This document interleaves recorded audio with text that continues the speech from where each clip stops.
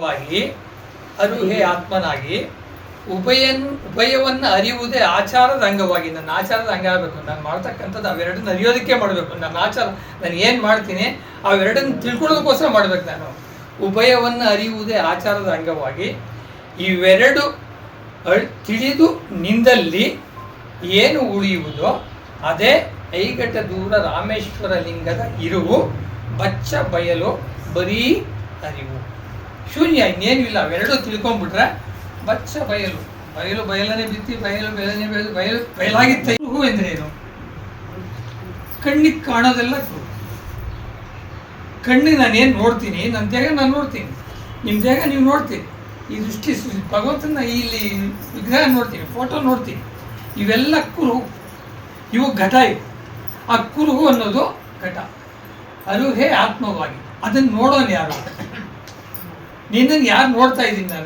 ನಾನು ಏನು ನೋಡ್ತಾ ಈ ನೋಡೋನು ಯಾರು? ಆ ಅರಿವೇ ಆತ್ಮನಾಗಿ ನಾನಿರ್ತಕ್ಕಂಥ ನನ್ನ ಆತ್ಮ ಇದನ್ನು ನೋಡ್ತಾ ಇದೆ. ನಾನು ನೋಡ್ತಿದ್ದೆ, ನಾನು ಕುರುಹು, ನಾನು ದೃಶ್ಯ. ಅರ್ಥ ಹೇಳಬೇಕು ಅಂದರೆ ಈಗ ನಾನು ನೋಡ್ತಕ್ಕಂಥ ಸೃಷ್ಟಿಯೆಲ್ಲ ದೃಶ್ಯ, ಈ ಮಾಯೆಲ್ಲ ದೃಶ್ಯ. ಇದು ಆ ದೃಶ್ಯನ ನೋಡ್ತಕ್ಕಂಥವ್ನು ಯಾರು ಅಂದರೆ ದೃಷ್ಟ. ದೃಷ್ಟ ದೃಷ್ಟ ಅಂದರೆ ನೋಡೋದು. ಅವನು ಕಣ್ಣಿಗೆ ಕಾಣಿಸಲ್ಲ, ಅವನ್ನ ನೋಡೋಕ್ಕಾಗಲ್ಲ.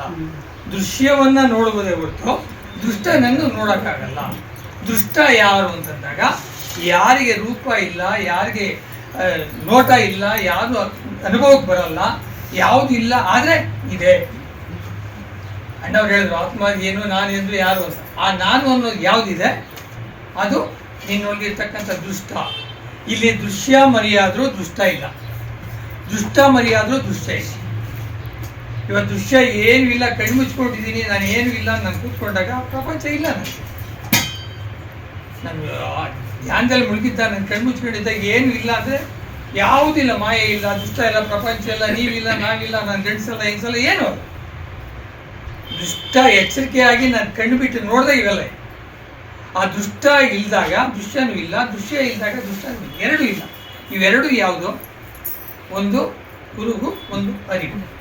ಇವೆರಡವನ್ನು ಒಳೆದಾಗ ಇವೆರಡು ಒಳೆದೋಗುತ್ತೆ. ಯಾವಾಗ ಏನು ಇಲ್ದಿರೋ ಸ್ಥಿತಿಗೆ ನಾವು ಯಾವಾಗ ಹೋಗ್ತೀವಿ ಅಲ್ಲಿ ದುಷ್ಟನೂ ಇಲ್ಲ, ದೃಶ್ಯನೂ ಇಲ್ಲ. ಎರಡೂ ಇಲ್ದಾಗ ಏನಾಗುತ್ತೆ? ನಾನು ಮೂಲ ಸ್ವಸ್ವರೂಪ ನಾನಿದ್ದೀನಿ. ಅದು ನನ್ನ ಅನುಭವಕ್ಕೆ ಬಲ್ಲ. ನಾನಿರೋದು ನಾನು ಮೊನ್ನೆ ಧ್ಯಾನದ ಬಗ್ಗೆ ಹೇಳ್ತಾ ಇರೋದು.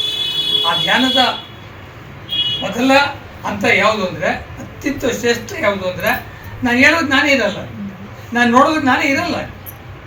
ಎರಡನೇ ಅಂತ ವಿಚಾರಗಳು, ಆತ್ಮ ವಿಚಾರಗಳು, ಮೂರನೇ ಅಂತ ದೇವರು, ನಾಲ್ಕನೇ ಅಂತ ಉಸಿರಾಟ ಬರ್ತದೆ. ಆದರೆ ಆ ಹಂತ ತಪ್ಪಿದಾಗ ದುಷ್ಟನೂ ಇಲ್ಲ, ದೃಶ್ಯನೂ ಇಲ್ಲ. ಎರಡೂ ಇದ್ದಿರ್ತಕ್ಕಂಥ ಸ್ಥಿತಿ ಯಾವುದು? ಅದು ನನ್ನ ಮೂಲ ಸ್ವಸ್ವರೂಪ. ಆ ಸ್ವರೂಪ ಯಾವುದು? ಪರಮಾತ್ಮನೂ ಇಲ್ಲ, ನಾನು ಇಲ್ಲ, ಯಾವುದೂ ಇಲ್ಲ. ಅದು ಶ್ರೇಷ್ಠವಾದ ಇರುವ ಏನಿದೆ, ಶ್ರೇಷ್ಠವಾದ ಯಾವ ಶಕ್ತಿ ಇದೆ, ಯಾವುದನ್ನು ನಾವು ಪರಮಾತ್ಮ ನಂಬಿದ್ದೀವಿ, ಯಾವುದು ಬ್ರಹ್ಮ ನಂಬಿದ್ದೀವಿ. ಆ ಬ್ರಹ್ಮ ಅನ್ನೋದಕ್ಕೆ ಹೆಸರು ಅಷ್ಟೇ. ನಾವು ಆಗಲೇ ಎಲ್ಲ ಹೆಸರು, ನಾರಾಯಣನು, ಕೇಶವನು, ಯಾವುದೇನು ಹೆಸರು. ಈ ಬ್ರಹ್ಮ ಅನ್ನೋದು ಒಂದು ಹೆಸರಷ್ಟೇ. ಆ ಶಕ್ತಿಗೆ ಹೆಸರು ಇಲ್ಲ, ಯಾವುದಿಲ್ಲ. ಆ ಮೂಲ ಸ್ವಸ್ವರೂಪ ಸೇರ್ತಕ್ಕಂಥದ್ದೇ ಅರಿವು. ಆ ಅರಿವನ್ನು ಪಡೆಯತಕ್ಕಂಥದ್ದು ಇದು ಅರಿವಿನ ಮನೆ. ಈ ಅರಿವಿನ ಮನೆಯಲ್ಲಿ ಇಂಥವ್ರು ಬಂದು ಅರಿವಿನ ನಮ್ಗೆ ಎಚ್ಚರಿಸೋದಕ್ಕೆ ಅವರ ಸರಳ ವಿಧಾನದಲ್ಲಿ ಹೇಳ್ತಕ್ಕಂಥದ್ದೇ ನಮ್ಮಗಳ ಸತ್ಸಂಗದ ಗುರಿ. ಇಂಥ ಅರಿವಿನ ಮನೆ ಈ ಕಾರ್ಯಕ್ರಮಗಳು ನಿಜಕ್ಕೂ ಸಹ ನಮ್ಮ ತಂದೆಯವರು ಯಾವ ದೃಷ್ಟಿಯಿಂದ ಇದನ್ನು ಮಾಡಿದ್ರೋ ಗೊತ್ತಿಲ್ಲ, ಸಂಕಲ್ಪ ಯಾವ್ದು ಗೊತ್ತಿಲ್ಲ. ಆ ಹೆಸರಿಟ್ಟಿರೋದು ಹಾಗೆ. ನನಗೆ ಹೆಸರು ಬಗ್ಗೆ ನನಗೆ ಯಾವಾಗಲೂ ಅದೇ ಖುಷಿ ಆಗೋದು. ಅರಿವಿನ ಮನೆ, ತಿಂಗಳ ಬೆಳಕು.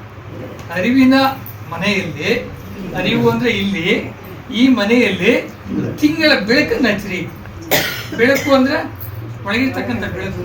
ಆ ಬೆಳಕನ್ನು ಮಾಡಿ. ಆ ಬೆಳಕು ನೀನಿಗೂ ಬೆಳಕೀಯ, ಹೊರಗಿನವ್ರು ಬೆಳೆಸ್ತೀಯ, ನಿನ್ನ ಅವರು ಬೆಳೆಸ್ತಾರೆ, ನೀನು ಬೆಳೆಸ್ತೀಯ. ಅಂಥ ಬೆಳಕನ್ನು, ತಿಂಗಳ ಬೆಳಕನ್ನು ಇಲ್ಲಿ ವಿಶೇಷವಾಗಿ ಅತಿಥಿಗಳು ಬಂದು ಅವರ ಒಂದು ಅನುಭವವನ್ನು ಕೊಟ್ಟು ಆ ಬೆಳಕನ್ನು, ಜ್ಯೋತಿಯನ್ನು ಹಚ್ಚಿರ್ತಾರೆ.